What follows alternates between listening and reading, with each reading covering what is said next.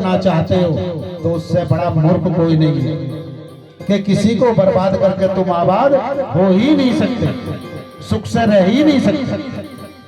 लेकिन आज की माताएं बहनें तो ये बोल के भेज दिए, बेटा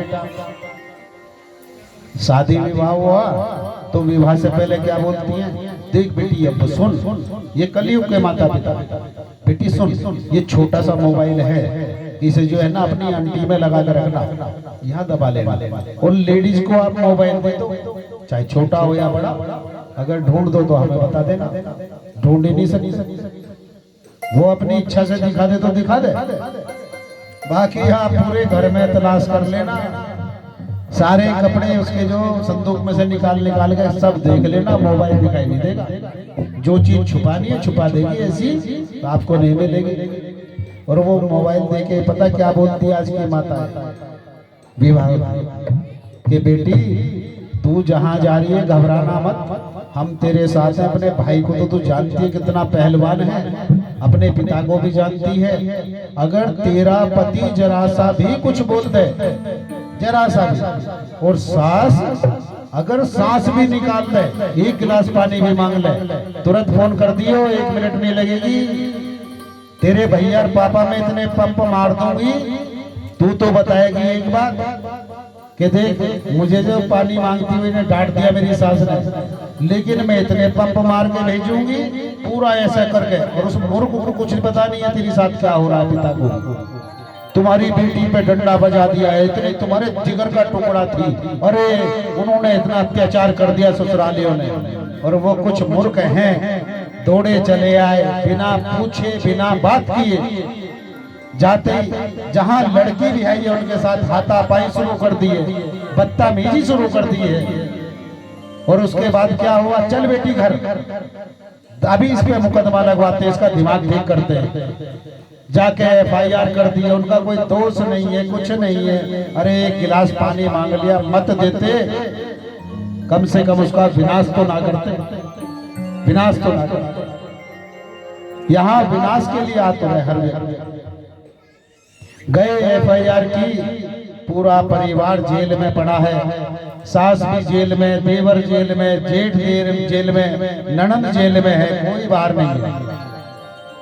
कारण कि एक नालायक घर से एक नालायक लड़की आई थी, और उसकी माता इतनी नालायक थी कि उसने छोटा सा इंस्ट्रूमेंट देके भेजा, मेरे घर का विनाश कर, विनाश कर।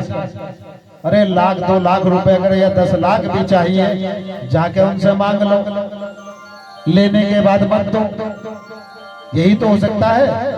जीवन भर लड़ लोगे, इससे ज्यादा तो नहीं होगा। अगर जेल में कोई सा गया भी तो एक चला जाएगा, पूरा परिवार तो बच जाएगा। लेकिन नहीं, आज अपने बच्चों से भी प्रेम नहीं करता व्यक्ति, बस पैसा पैसा पैसा, यही चाहिए।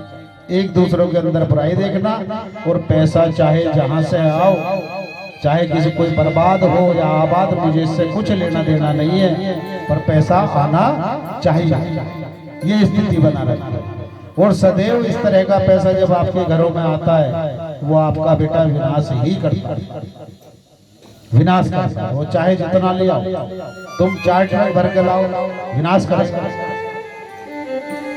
जो तुम्हारी मेहनत की कमाई है, राहुल जी है, इनके पिता बैठे, माता जी बैठी हैं, पूरा परिवार है, छोटा भाई भी है, भगवान ने उन्हीं के ऊपर कृपा की। और अनिल जी है, इनके ऊपर कृपा की, इन्होंने अपनी जो मेहनत की कमाई थी, उस कमाई से भागवत जी करा दी। भगवान ने कहा कि तेरा स्वीकार है, तुम अगर दोगे तो तुम्हारा स्वीकार लूंगा, अन्यथा कोई और देगा तो स्वीकार नहीं करूंगा, क्योंकि आज नहीं तो कल विनाश करना है मुझे। और मेरा ही अगर इसने भजन कर लिया, गुणगान कर लिया, फिर विनाश कैसे होगा, क्योंकि ये मेरा भक्त बनेगा।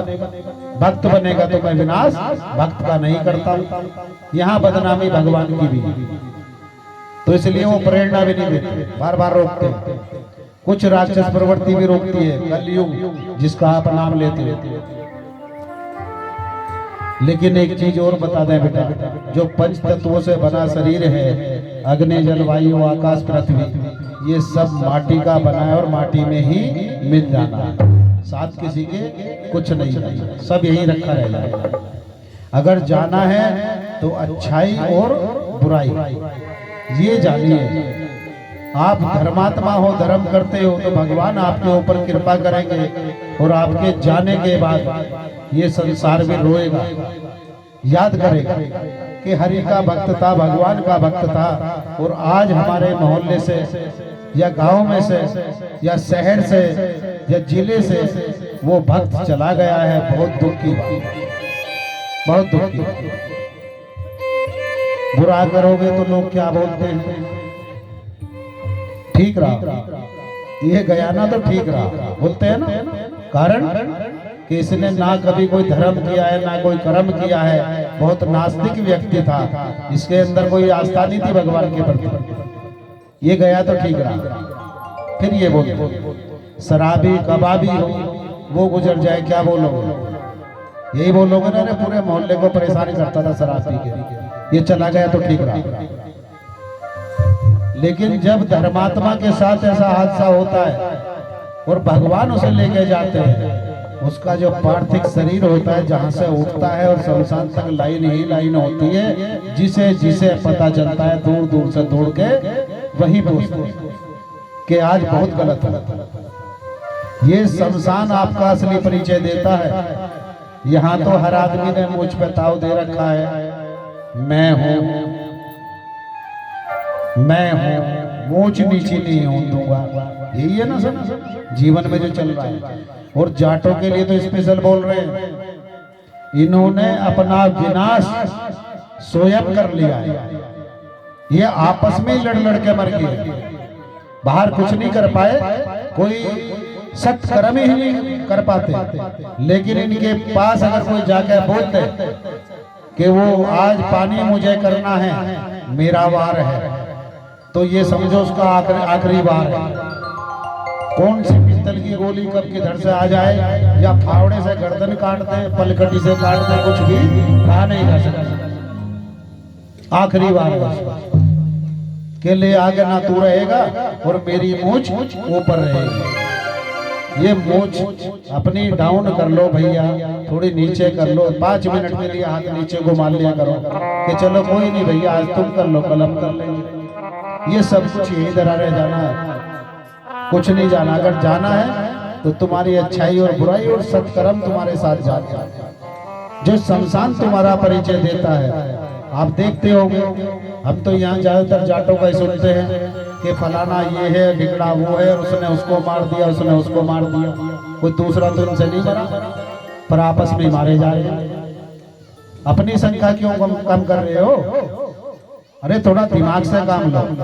तुम्हारे ऊपर आज दूसरे लोग हावी हो रहे हैं, कारण तुमने बनाया है, तुमने उन्हें मौका दिया है।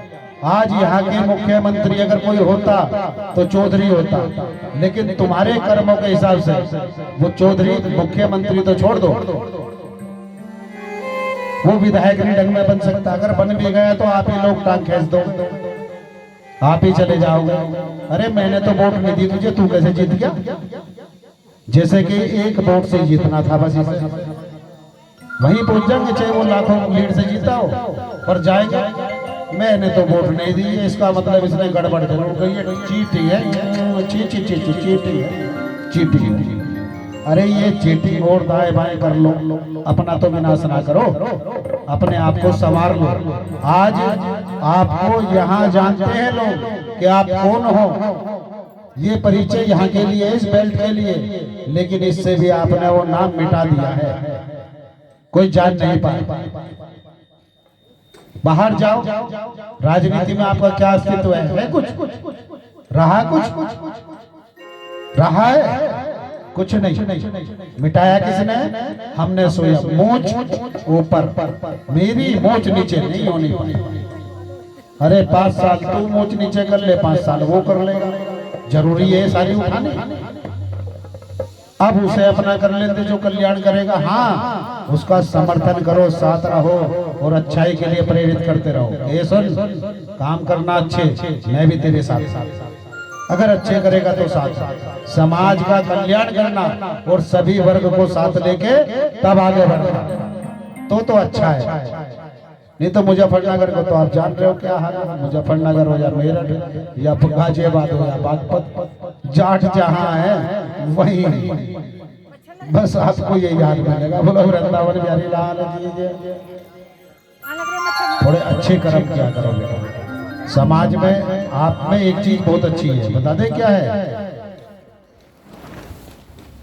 कि आपके मन में अगर कोई बस गया है, भगवान भी अगर बस गए, भक्ति आपके अंदर नृत्य अगर कर गई है तो भगवान आने पे मजबूर हो गई है। आने पे इतना मजबूर कर दोगे, इतना भगवान से प्रेम करोगे कि नारायण इसी ही जन्म में आना पड़ेगा और तभी मैं ये शरीर छोड़ूंगा जब तुम आओ। ये है तुम्हारे अंदर। अच्छा, कई बार आप गलत व्यक्ति का भी अगर चयन कर देते हो तो उसी के पीछे दौड़ पड़ते हो कि चाहे तू पागल सही, दुनिया तुझे पागल कहे, हम तेरे साथ हैं, हम तेरे साथ हैं। ये तो काम आप कर देते। लेकिन अगर उसे ठहरा के ये भी बोल दो, थोड़ा दिमाग का भी इस्तेमाल कर ले भैया, हम साथ तो हैं, क्या हमें भी गड्ढे में डुबाएगा, थोड़ा दिमाग से चल लिया कर तो कल्याण नहीं हो जाएगा? हो जाएगा नहीं, लेकिन आप कर नहीं पा रहे। बोलो वृंदावन बिहारी लाल की। श्रीमन नारायण नारायण हरि हरि, नारायण नारायण हरि, श्रीमन नारायण नारायण हरि हरि, श्रीमन नारायण नारायण हरि हरि, श्रीमन नारायण नारायण हरि हरि, श्रीमन नारायण नारायण हरि हरि, हरि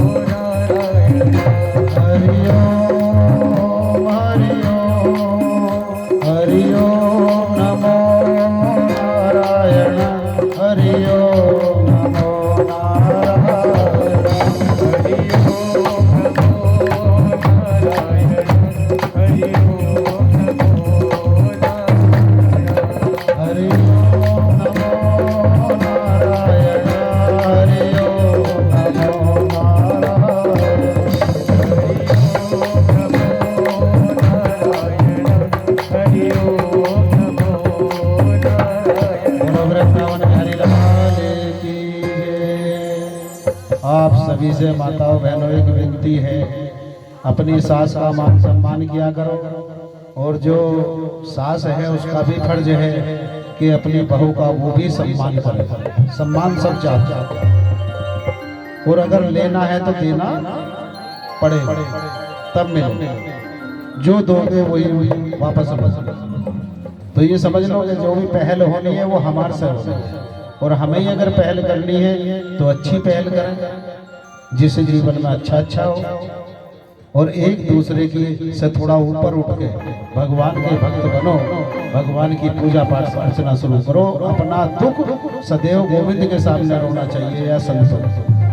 तो तीसरे के आगे विभीषण वाला काम ना करो। जबकि विभीषण राम जी के भक्त बने, अनंत भक्त, लेकिन विभीषण के लिए आज तक क्या बोला जाता है जानते हो? रावण ने बोल दिया था अंतिम समय कि हे राम, आपसे एक बात कहूं, थोड़ा समय दोगे? कि हाँ रावण, कि सत्य तो ये है, अगर मेरा भाई विभीषण ना होता तो आप मुझे मार नहीं पाते।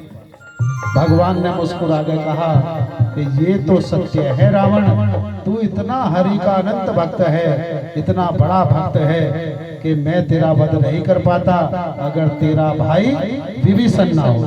विभीषण ये राम जी ने भी स्वीकार कि तू मेरा ही तो भक्त है और मेरा इतना अनंत भक्त है, क्योंकि भोले और राम जी कोई अलग नहीं है, सब एक है कि मैं तुझे मार नहीं पाता। इसलिए आज तक भी भगवान का भक्त होने के बाद और इससे यहाँ एक प्रेरणा और भी लेनी चाहिए कि हम चाहे जितने बड़े साधु संत या सन्यासी बन जाएं, गलत कार्य गलत ही होता है।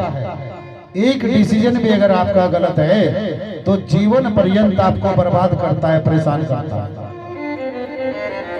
जबकि वहां अच्छाई में गया। लेकिन भगवान ने क्या कहा कि तू अच्छा तो है, पर जो अपने भाई का नहीं हो सका उसे मैं भी स्वीकारता नहीं हूँ। जब तक सृष्टि रहेगी विभीषण, तुझे लोग यही बोलते रहेंगे कि ऐसा पुत्र मेरे घर में ना हो, या ऐसा भाई मेरा विभीषण के जैसा ना हो, नहीं तो घर का विनाश कर दे। आज भी बोलते हैं ना, अगर बहू ने कोई बात या बेटे ने घर की अपने बाहर बताई है तो क्या बोलते हैं? बिल्कुल विभीषण बन रहा है, बल्कि कुछ माताएं तो ऐसे बोलती हैं, देख विभीषण बन रही, बिल्कुल सारी बात अरे यहाँ बोल देते। ये सत्य है बेटा, और सत्य को स्वीकारने में समय नहीं लगाना चाहिए, सत्य को स्वीकार लेना चाहिए। भगवान की कथा सुनने का कब आपको फल मिलेगा? जब सुनने के बाद अमल भी करो। अगर अमल आपने नहीं किया तो व्यर्थता समय गंवाना है, आपको भी और हमें भी, क्योंकि आपको समझना नहीं है और हम शायद समझा नहीं पा रहे, आपको भक्त नहीं बना पाए, तो समय खराब करने से क्या फायदा? समय का सदुपयोग करो। ये 7 दिन के लिए जो भागवत जी सुनाई जाती है वो एक ही बात है कि इन 7 दिनों में जीना और इन्हीं के अंदर मरना है।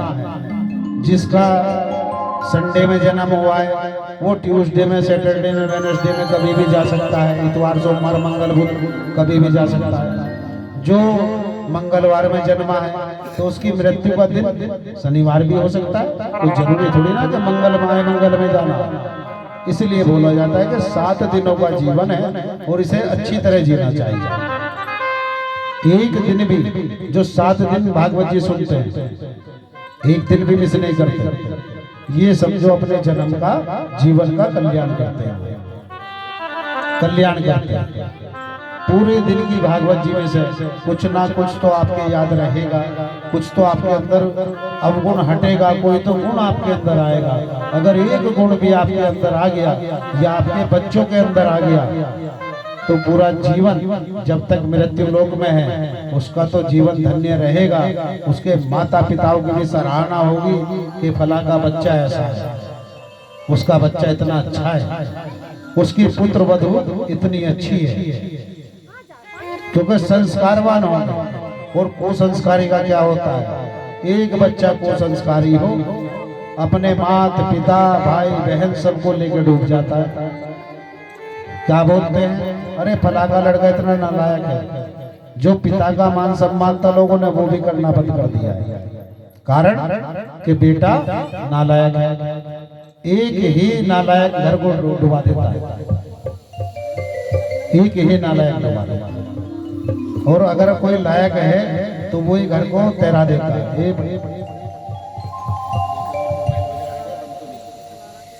एक ही बेटा आबाद कर देता है और एक ही बर्बाद।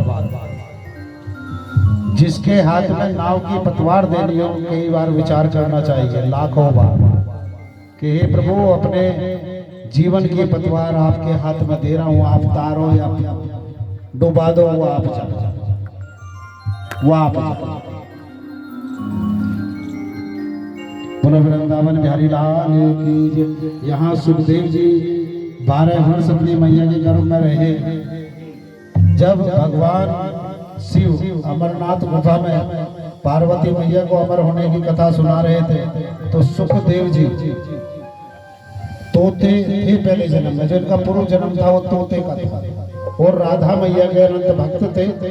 कई बार आदमी ये भी सोचता है, विचार करते हैं भक्त भी, कि राधा जी के बिना तो कन्हैया जी नहीं मिलते, ये सब बोलते हैं, लेकिन भागवत जी में तो कोई राधा रानी का नाम नहीं है, कोई जिक्र नहीं है। ऐसा क्यों है? वहां रुक्मणी जी का जिक्र है, राधा का नहीं है। वो इसलिए है कि जो सुखदेव थे उनकी गुरु श्री राधा रानी थी, और राधा गुरु होने के कारण सुखदेव जी महाराज अपने गुरुदेव का नाम नहीं लिखना चाहते थे। पहले ऐसा प्रथा थी कि पत्नी अपने पति का अपनी जिह्वा से नाम नहीं लेती थी, और शिष्य अपने गुरुदेव का नाम कभी नहीं लेता था, वो मान सम्मान करते थे। तो सुखदेव जी महाराज ने राधा रानी की जगह जहां जहां श्री लगा है वो मेरी राधा रानी है। श्री कृष्ण, श्री बलराम, बलराम जी को तो आप यही बोलते हो ना, बलराओ बलराम, लेकिन कन्हैया जी को श्री कृष्ण भगवान। वो जो श्री सर्वप्रथम लगा है वो उनकी राधा रानी है।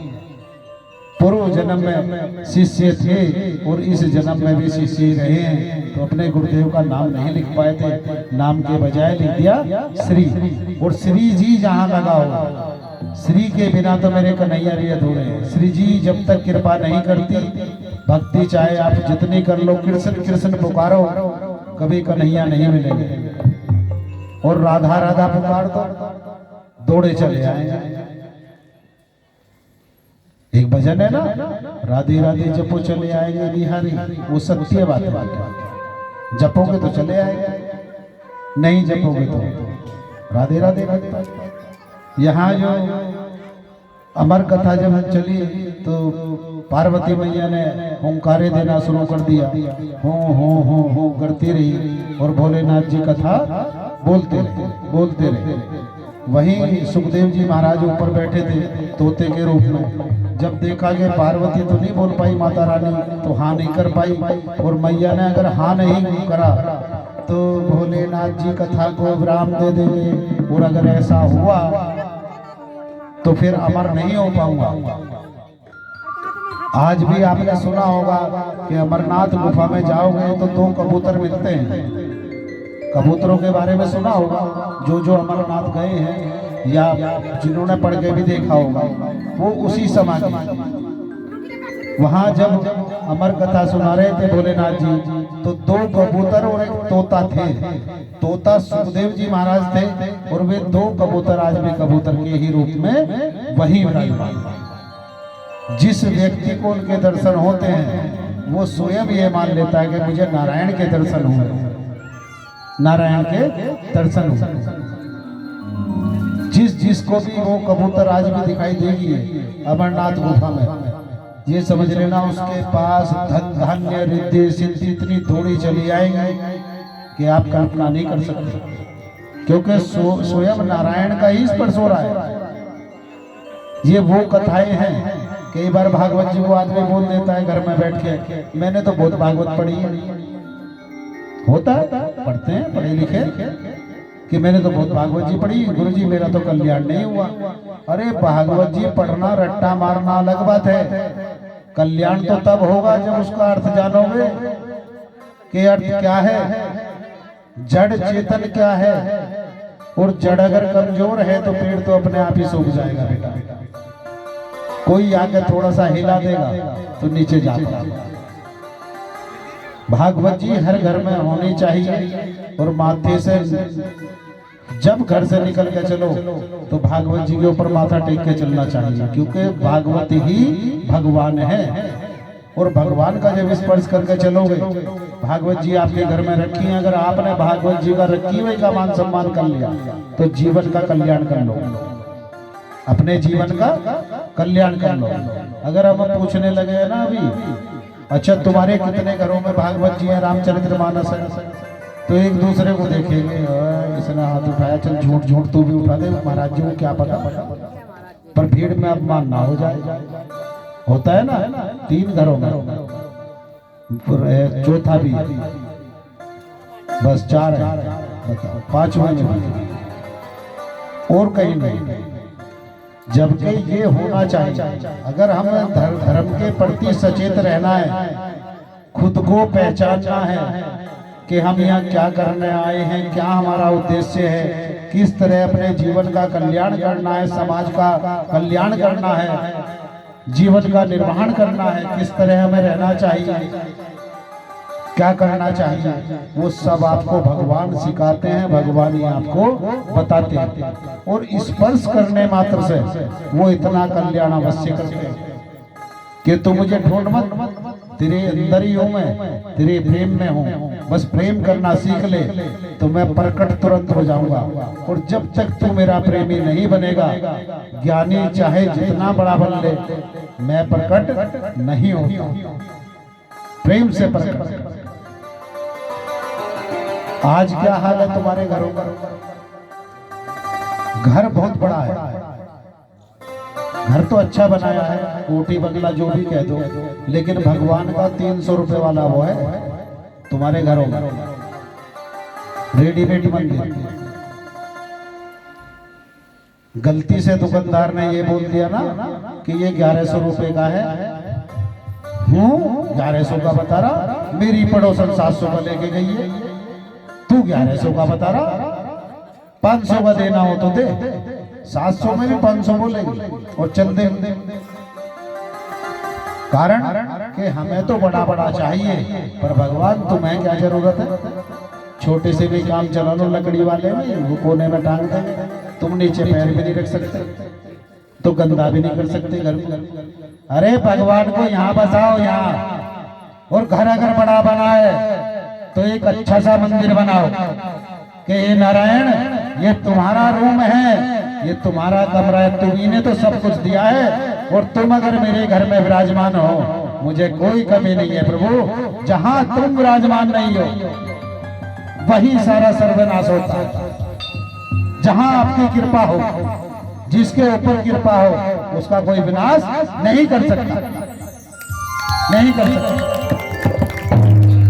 लेकिन तुम क्या करते हो, बेड हमें चाहिए अच्छे, वस्त्र हमें अच्छे चाहिए, भोजन हमें अच्छा चाहिए, भगवान को भोग लगाओ या ना लगाओ। बहुत लोग तो ऐसे हैं जिन्होंने भोग जीवन भर नहीं लगाया होगा कि तुम्हें क्या आवश्यकता है प्यारे, ये तो हमें ही खाना है। अरे भैया खाना तो जब भी तुम्हें ही है, लेकिन बीच में अगर जहर भी तुम्हारे हाथ में हो, जैसे मीरा थी, मीराबाई के हाथ में जहर का प्याला दिया था, और जैसे ही दिया सबसे पहले सर्वप्रथम नारायण के पास गई और भोग लगा दिया, हे प्रभु मुझे आज पीने को ये मिला है, लो मैं सबसे पहले आपको अर्पण करती हूँ, आप भोग लगा। जैसे ही भगवान के चरणों में रखा और भगवान ने स्पर्श किया मीरा की ओर को, मुस्कुराए और कहा, मीरा तेरे जैसा अनंत भक्त अगर मेरा है तो मैं विष को भी अमृत बना दूंगा, ये विष तेरा कुछ नहीं बिगाड़ पाए। जैसे ही भगवान ने होठ लगाए तो विष भी अमृत बन गया था। तभी तो बोलते हैं कि विष का प्याला पी गई थी मीराबाई। वो कब पिया जा सकता है, जब भगवान के भक्त हो, तुम्हारे घर में आने वाली हर वस्तु का भोग भगवान को लगता हो, वो विष को भी अमृत बना देंगे। पर आज इतनी जल्दी है कि बाहर से अगर कुछ आया है तो लाओ फटाफट फटाचट चल कर दे, बाद में देखता हूँ। ये कोई नहीं बोलता कि अरे भूखे होंगे, तुमने मंदिर में तो बंद कर दिए हैं, गेट भी लगा दिया है, हम हर सुविधा हमें चाहिए, लेकिन हमारे भगवान को देख लो, पंखे की हवा ना लग जाए। ऐसा ही है ना। अच्छा गोपाल जी किस किस के यहाँ है? अरे वाह, ये तो बड़ी कृपा है मेरे नारायण। बोलो बाल गोपाल की जय, बोलो यशोदा लाल की जय। वारे मेरे प्यारों, तुम सब माताओं बहनों भैयाओं को नमन है जिन जिनके पास गोपाल जी है, और जिनके नहीं है हम कोशिश करेंगे लाके देने की। अगर आप सच्चे मन से गोपाल जी की सेवा करते हो तो आपको कोई रिश्ता दुख नहीं दे सकता, कोई भी रिश्ता मृत्यु लोक कोई दुखी नहीं कर सकता। और जिस बहन ने, जिस लड़की ने 12 वर्ष 11 वर्ष 8 वर्ष 5 वर्ष की आयु से भगवान की सेवा शुरू कर दी है, भगवान का रूप धारण कर लेती है, वो भगवान अपने जैसा बना देते हैं उसे। उसका जो पति मिलेगा कभी दुख नहीं दे सकता, उसकी सास मिलेगी कभी दुख नहीं दे सकती, कोई भी रिश्ता उसे दुखी नहीं कर सकता। अगर बेटा बचपन से भगवान की भक्ति में आपने लगा दिया है और वो भक्त बना है, तो इस जीवन में तुम्हारा तो कल्याण करेगा ही करेगा उस घर का, ना जाने कितने घरों का कल्याण कर देगा एक बेटा। लेकिन आज क्या है, सुबह स्कूल जाना है, ये पढ़ सो चल उठ, सुबह उठते ही बच्चा कर रहा है चल चल चल चल बैग बैग बैग उठा बैग भाग भाग भाग। अरे उसे सुबह उठाओ, उठाते ही कहो कि बेटा सुन, तेरे बाबा बैठे हैं, तेरी दादी है, सबसे पहले जा माथा टेक के आ चरणों चरण छू, तेरा अहंकार खत्म होगा। और तेरे माता और जो दादा और दादी है उन्होंने अगर तुझे आशीर्वाद दे दिया और उस समय कहीं इनकी जिब्या पे सरस्वती मैया बैठी हुई, तो तेरा कल्याण अवश्य हो जाएगा, तेरा कल्याण अवश्य हो जाएगा। उसके बाद बच्चे के मन में अपने आप आएगा, अपने लिए कहने की आवश्यकता ही नहीं है कि मेरे भी चरण छू। बच्चा खुद ही, अरे मेरे माता पिता ने अपने चरण नहीं छुआए, दादा दादी के छुआए हैं, जैसे ही लौट के जाएगा सबसे पहले अपने माता पिता के चरण छुएगा कि वाह मेरे माता मेरे पिता आप धन्य हैं कि आपने मुझे मान और सम्मान करना सिखा दिया। लेकिन आज नहीं है, आज तो उठेंगे पूरी रात तो मोबाइल, बच्चों ने अपना जीवन खराब कर दिया, पूरी रात मोबाइल चल रहे हैं, रात के 3 बज जाए 5 बज जाए और जब पढ़ के सोना है फिर उन्हें कुछ पता नहीं है आगे क्या होना है और क्या नहीं होना है, वो जीवन खराब कर रहे हैं। इस मोबाइल से आपके माता पिता भाई बहन आपके हर रिश्ता दूर हो गया है। ये मोबाइल ऐसी बीमारी आई है कि अगर इसका दुरुपयोग किया तो सारे रिश्ते छूट जाएंगे, और इसका सदुपयोग किया तो आप अपने जीवन का कल्याण भी कर लो। ये अच्छाई के लिए बनाया था, ना कि बुराई के लिए। आज जिस घर में भी जाओगे YouTube खुला मिलेगा। क्या मतलब है इसका?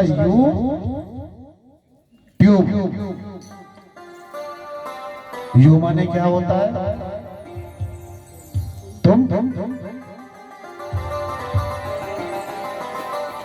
वो मोबाइल तुम्हें बता रहा है यूट्यूब के तुम क्या हो, जो तुम हो वो देख लो, जो तुम हो वो देख लो। तुम्हारा परिचय मैं भी जानता हूं, मैं इतनी दूर बैठा हूं, मैं भी जानता हूं। और क्या क्या देखते हो उसमें? अच्छी चीज तो नहीं देख पाते, अच्छी चीज तो आपको थोड़ी देर में बोर कर देगी। जो पत्नियां हैं, जो मतलब बहुएं हैं और सास है, अभी तो हमें पता नहीं भाई नाटक चल रहे या नहीं, लेकिन अपने जीवन को नाटक बना लिया है। कौन सा आ रहा है? सास बहू आ रहा है, वो जरूर देखना है। टीवी ना हटा देना, अगर टीवी हटा दिया, बस इतना कहने की देर है। वहां सास बहू का नाटक चलो या ना चलो, तेरे घर में चल गया है तो उसे देखने की जरूरत क्या है? या तो हो गया नाटक शुरू। खाना बनाएंगे, मोबाइल खोल के सामने रख लिया है, वहां चल रहा सास बहू या कोई भी नाटक देख रहे हो। उस नाटक में जो भी व्यक्ति जिस चीज को देखता है, ये जो नेत्र हैं आपके, भगवान के दर्शन करने के लिए क्यों बोलते हैं इनसे कि जाओ भगवान के दर्शन करो। ये नेत्र जहां आपके पहुंचेंगे, आपके अंदर वही प्रेरणा देंगे। अगर आप भगवान के चरणों में लगा दोगे या भगवान की नजरों में नजरें डाल के उन्हें निहारना शुरू कर दोगे, तो आपके हृदय में परम पिता परमेश्वर आने शुरू हो जाएंगे। और इन्हीं नेत्रों से संसार की गलत वस्तुएं, गलत चीजें देखने शुरू कर दोगे, तो आपकी प्रवृत्ति वही बन जाएगी, जानवर की भांति बन जाओगे। भगवान ने तुम्हें जो चीज दी है, जो बनाई है, बड़ी सोच समझ के और अच्छाई के लिए बनाई है, लेकिन बुराई में हम धकेलते हैं। वहां जो नाटक देख रहे हो या कोई सीरियल, और इधर आटा आपके हाथ में है, रोटी बन रही है, तब और बहू कह रही है वहां नाटक में इसका इंतजाम करना है सास का, अरे ऐसे करना है वैसे करना है, कुछ भी हो वहां पात्र बनी बैठी हो, मैं भी ऐसी करूंगी, मैं भी करूंगी जरूर, सोचे कुछ नहीं हो। एक रोटी जलेगी दूसरी लंबी होगी है, उस पर भारत का नक्शा बन गया, तुम्हें कुछ पता नहीं। कारण कि वहां घुसे हो। जो रोटी बनाई है, तुम्हारे बच्चों ने जो रोटी खाई है, तुम्हारे पति ने तुम्हारे हाथ की जो रोटी खाई है, उनके विचार उसी ही तरह के होंगे, ये ध्यान रखना। अगर आप नाटक देखते हुए खाना बना रहे हो तो अपने जीवन में नाटक तो आपने ला ही दिया, जिसने वो भोजन खाया है उनका जीवन में भी नाटक ही होना है, अच्छा ही नहीं होनी बेटा। इसलिए कहा जाता है कि भजन करते हुए तब भोजन बनाना चाहिए और भजन सुनते हुए भोजन करना चाहिए। अगर भजन बनाते आपने भगवान का नाम जप कर दिया, और ये सुना ही होगा कि कलियुग केवल नाम धारा सुमर सुमर नर उतरे ही पारा। यहाँ भगवान एक बात और बोलते हैं कि मेरा नाम संकीर्तन करने मात्र से ही मैं आपका कल्याण कर देता हूँ, लेकिन तुम करो तो सही, करो तो सही, हम नहीं कर पाते। अगर हमारे घरों में भजन किसी ने बजा दिया है तो थोड़ी देर में कानों को ऐसा चुभना शुरू होगा, बंद करो ऐसा भजन करो, बंद करो, और वहीं चला दो आया मैं डिस्को डांसर, ये देखो सारे के सारे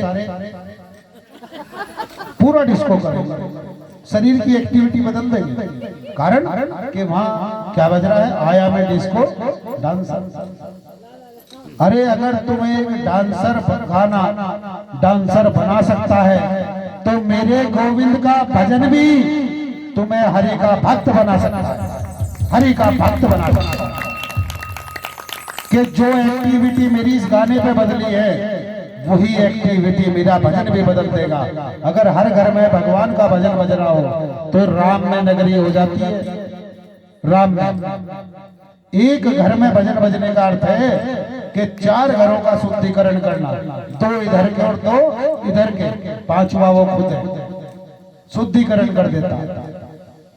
लेकिन हम आज बस ना जाने बेटा, तुम सब जानते हो लोग क्या क्या देख रहे हैं, जितने शॉर्ट कपड़े होंगे, ये कौन है, एक्टर, बहुत अच्छा एक्टर है, अच्छा क्या नाम है इसका सल्लू, इसका भल्लू, इसका लल्लू, ये आकिल खान, ये फलाने खान, खानों के पीछे पड़े सारे खान इकट्ठे हो रहे, और तुम्हारा जो अपना धर्म है एक साइड जाओ, मुझे तो ये अच्छा लग रहा है, सब उन्हीं की फिल्में चल रही हैं, उन्हीं को देख रहे हैं, और वो तुम्हें क्या बना रहे हैं।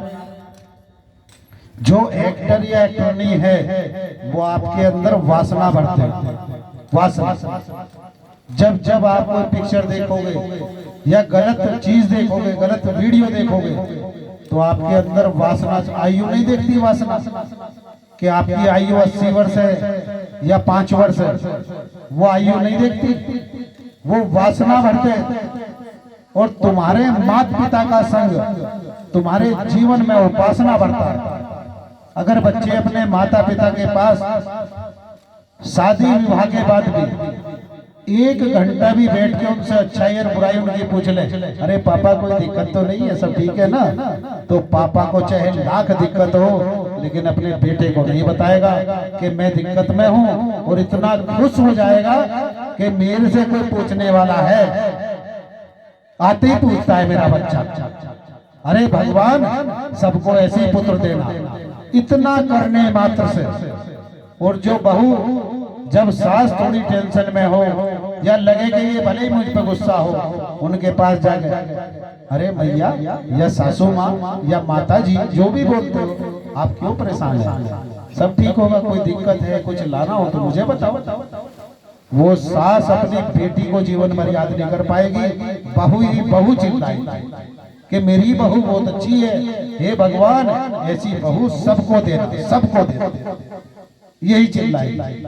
लेकिन आज क्या है, ना बेटे को टाइम है और ना बहुओं को। सास दुखी हो और बेटे जो इतने नालायक हैं कि उन्हें तो अपने जीवन का पता ही नहीं, तुम करने क्या आए। जिन्होंने जन्म दिया उन्हें दुखी करना, परेशान करना, और उनके लिए वे कारण उत्पन्न करना। एक लड़की आपके घर में आके राज्य कर रही है, वो दूसरे घर से आई, लेकिन आपके यहाँ आकर सारी चाबियां संभाल ली हैं और तुम अपने जीवन की चाबी नहीं संभाल पाए। चाबियों को कोई मना नहीं करता, धनमाल की चाबी दो, क्योंकि घर की लक्ष्मी है वो, उसे लक्ष्मी बना के रखो और लक्ष्मी ही मान के रखो, लक्ष्मी की तरह ही सेवा करो। लेकिन कुलक्षणी मत बनाओ बेटा, कुलक्षणी मत बनाओ। लक्ष्मी बनाने को कोई मना नहीं करता, लेकिन कुलक्षणी मत बनाओ कि कल अगर वो आपकी माता को उल्टे जवाब दे रही है या पिता को जवाब दे रही है और आपने मुस्कुरा के अगर एक बार समर्थन कर दिया तो वो आज जवाब दे रही, कल हाथ भी उठा सकती है, कल हाथ भी उठा सकती है।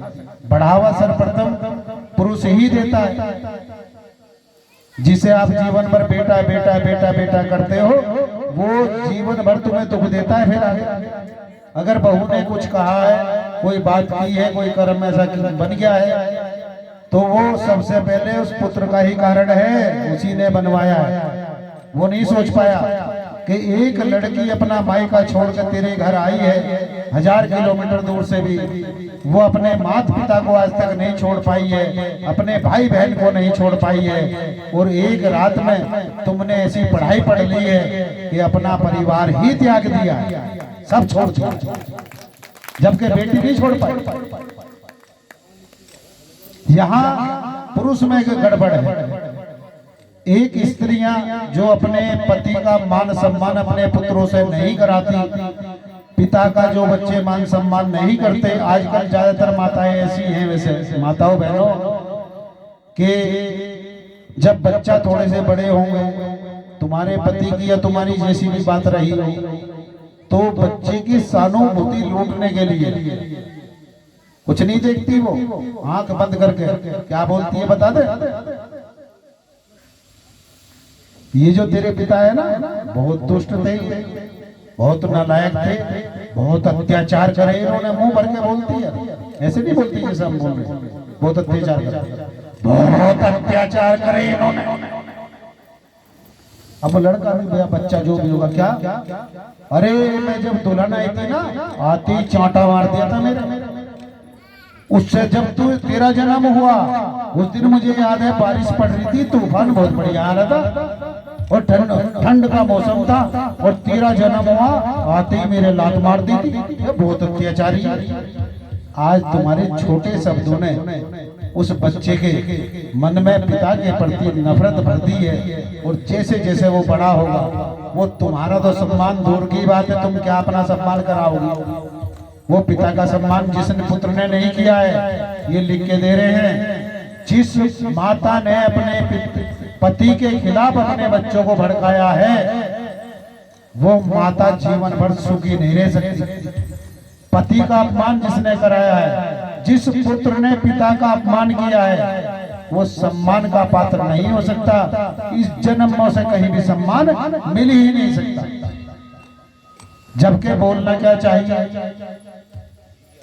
थोड़ा ही फेर बदल करना जीवन बनाने को, कि बेटा तेरे पिता बहुत अच्छे हैं, दिन रात मेहनत करते हैं और हमें कमा के लाते हैं, सब कुछ हमें दे देते हैं, ये अकेला प्राणी है, इसने तुम्हें पढ़ा भी दिया, लिखा भी दिया, और देखो हमारा जीवन अच्छी तरह व्यापन कर दिया है, सदा इनका सम्मान करना, और ये सम्मान के काबिल है, सम्मान के काबिल। अगर ये ना होते, ये सत्य कुछ बोलते हैं कि माता ही जो है जीवन में सब कुछ है, लेकिन पिता के लिए तो कोई नहीं बोलता, पिता भी कुछ धन की इच्छा हमें भी है आपसे, ऐसा मत समझना कि हमें नहीं है, हमें भी है। कारण है कि जो सारे साधनों में खर्चा होता है, और भी बहुत खर्चे हैं, उसके लिए सब को आवश्यकता है, लेकिन इतनी नहीं है कि अगर हमें की चापलूसी करके और ये सोच लो कि वो महाराज जी चापलूसी करेंगे और जब हम धन देंगे तो ऐसा धन अपने पास रखो, ये चापलूस नहीं है, चापलूसी पसंद नहीं है। सत्य बोलने में कभी पीछे नहीं हटता और झूठ का समर्थन कभी नहीं करता। ये बोला जाता है कि जीवन में माता ही सब कुछ है, और माता भी सुनने के बाद बड़ी प्रफुल्लित होती है कि हाँ, मैं इसके जीवन में अपने बच्चे के सब कुछ बता दी हूँ महाराज जी ने, लेकिन मेरा पति को कुछ नहीं बताया। इसका मतलब ये तो गधाई है। ये जब भी बोलना क्या चाहिए कि बेटा, ये जो तुम्हारा पिता है, या भागवताचार्य को भी बोलना चाहिए भागवत जी में कि बिना पिता के तुम्हारा जीवन कुछ नहीं है, कोई अस्तित्व नहीं है, तुम्हारा कुछ नहीं है। पिता जीवन का वो प्रतिबिंब होता है जो माता का भी भार उठाता है और जीवन भर उन बच्चों का भी भार उठा के चलता है। वो जीवन का प्रतिबिंब पिता है। जैसे कि पुल के नीचे सपोर्ट बनाई जाती है, वो सपोर्ट अगर है तो अनेक गाड़ियां उतार दोगे, और सपोर्ट अगर हट गई तो एक साइकिल भी उतार पाओगे? नहीं उतार पाओगे ना। लेकिन आज पिता को पिता मानने को तैयार नहीं है, माता को माता मानने को तैयार नहीं है। सब अपनी अपनी मस्ती में और अपने अपने मथन में। ना जाने तुम इसे, हम तो यही कहेंगे, संसार को किस ओर लेके जाओ। जो करने आए हो वही कर लो बेटा, वही बन जाओ, उसी में तुम्हारा कल्याण। यहाँ जो तोते थे, सुखदेव जी महाराज जब उन्होंने हाँ हाँ शुरू कर दी, उसके बाद भोलेनाथ जी ने की जो दृष्टि पड़ी, देखा कि पार्वती मैया तो सो गई है, फिर ये हुंकड़ा कौन दे रहा है, कौन हुंकारा भरा। ऊपर देखा कि तोता बैठा, तोते को थोड़ा भोलेनाथ जी को गुस्सा आया कि मैं अमर कथा बोल रहा था जो पार्वती को सुननी थी, लेकिन ये दुष्ट तोता हाँ हाँ करके ये सुन जाए। त्रिशूल उठाया, जैसे ही दौड़े तो तोता आगे आगे और भोलेनाथ जी पीछे पीछे दौड़े जा रहे। अब कोई मार्ग नहीं बचा। भोलेनाथ जी बहुत क्रोधित है, आगे आगे जब दौड़ रहा है, तोता देख रहा है बार बार कि भोलेनाथ क्षमा नहीं करेंगे। वहां व्यास जी की पत्नी अपने आश्रम में कपड़े सुखा रही थी। उनका नाम था, एक जगह पिंजल लिखा है और एक जगह अरुणी। जो व्यास जी की पत्नी है उनका नाम अरुणी और पिंजल है। वो वस्त्र सुखा रही थी और सुखाते सुखाते जैसी जबाई आई आलस के कारण। कई बार आप माताएं बहनें पूजा पाठ के समय ज्यादातर करती होंगे ना, पूरा दिन नहीं आने की, पर जब भगवान के सामने जाओगे तो आपको जबाई आनी शुरू हो जाएगी। होता है ना, तभी समझ लेना कि जब सुखदेव जी महाराज एक तोते के रूप में व्यास जी की पत्नी के अंदर जा सकते थे गर्भ में, कोई राक्षस मेरे गर्भ में आ गया तो क्या होगा, या मेरे अंतःकरण में आ गया तो क्या होगा, मैं तो भक्त नहीं बचूंगा। इसलिए आलस को त्याग कर जब भगवान की भक्ति करनी चाहिए, आलस को त्याग कर, और जबाई आए तो रोक लेना। आप कई बार देखना, इसका साइड इफेक्ट बताएं क्या होता है। एक व्यक्ति को आलस आया हो और 10 व्यक्ति उसके पास हो, वो एक बार ऐसे कर दियो तो जो 10 के 10 हैं सब चित 10 के 10, एक नहीं सारा बंटा धार कर दिया। और एक भी अगर वहां भक्त बन के बैठा है कि नहीं, जड़ चेतन और चेतना वाले तो वे हैं, वे ही मेरे हरि हैं, मैं उनका दास हूं, मैं कभी इस चेतना को नहीं छोड़ूंगा, तो आपको आलस नहीं आएगा। ये जबाई भी आपका नुकसान करती है, इसे रोकना चाहिए। और दूसरे उसमें बोलते हैं कि जो बीमार होने वाला व्यक्ति होगा, जिसको ज्यादा बीमारी रहती है, उसको आलस बहुत आता है। जब जब जबाई लोगे, बीमारी को न्योता दोगे, थोड़े बहुत के लिए नहीं बोल रहे, ये तो आती है थोड़ी बहुत तो, लेकिन जिसको ज्यादा जबाई आती है कभी भी देख लेना वो ज्यादा बीमार होगा। जबाई आई और बीमारी पास में आई, कभी भी नोट करना। बीमार होने से पहले आपको वही जबाई आनी शुरू होगी और तभी आपके अंदर राक्षस प्रवेश करेगा और जैसे ही प्रवेश करेगा आपके शरीर को डैमेज कर देगा। फिर डॉक्टर की भक्तों की और महाराजों की आवश्यकता पड़ती है। ऐसे ही होता है ना, महाराज जी तो कोई मिलते नहीं, क्योंकि महाराज जी तो इस तरह के है नहीं दुकान खोल के बैठे, पर हाँ भगत जी